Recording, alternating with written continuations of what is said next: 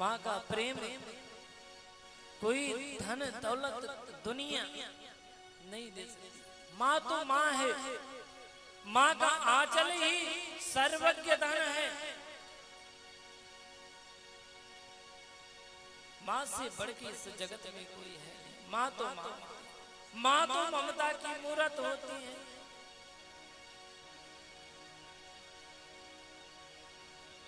और उन माँ को अगर कोई बच्चा कोई बालक कष्ट देता है, वृद्धाश्रम में भेजता है, तो वो रौ रौ नरक में जाता है।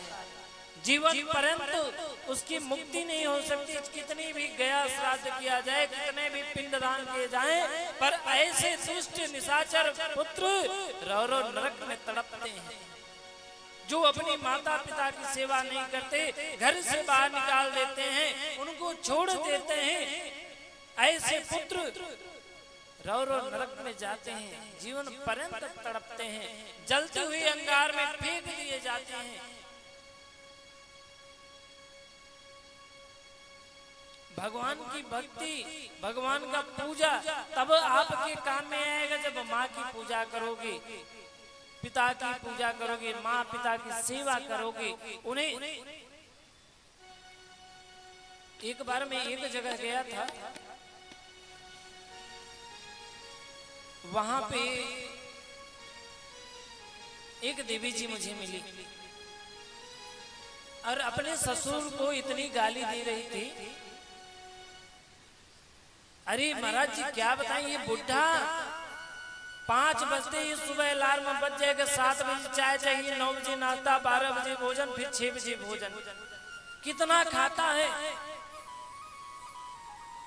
मैं उन देवी जी से एक ही बात पूछा, देवी जी जिस फ्लैट में आप रह रहे हो ये कौन बनाया है? देवी जी ने कहा कि महाराज जी ये तो ससुर जी ने ही बनाए हैं।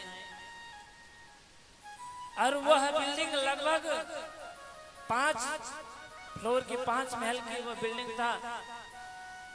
2 BHK 3 BHK सभी में थे। 1.5 से 2 करोड़ की संपत्ति उस बुढ़े ने बनाया। और आज वो बुढ़ा 2 रोटी खाने के लिए उसको सुनना पड़ रहा है कि इस बुढ़े को दिन भर खाया जाता है। सोचो, जिसने अपने जीवन की एक रुपए काट काट के जोड़ के ये विशाल महल खड़ा किया, किनके लिए? आपके लिए। उन बहू उन बेटे को शर्म नहीं आती कि 2 रोटी माता पिता को देने में बोझ बच जाता है। कैसे बच्चे अपने संस्कार को भूल जाते हैं। और ये उन्हीं घरों में होता है जिन घरों में संस्कार नहीं होता, जिन घरों में आचरण नहीं होता, जिन घरों में भगवान की पूजा नहीं की जाती, जिन घरों में संतों का आगमन नहीं होता, जिन घरों में ब्राह्मणों की सेवा नहीं होती, उन घरों में ऐसे कुलक्षणी बहू आती हैं, ऐसे दुष्ट प्रकृति के पुत्र पैदा होते हैं। जो माताएं गर्भिणी होने के बाद भगवान का पूजन नहीं करती, सत्संग नहीं सुनती, बस अड़ोसी पड़ोसी से लड़ती रहती हैं, तो बच्चा वही सीखता है। क्योंकि बच्चा गर्भ में 3 महीने के बाद सीखना प्रारंभ कर देता है।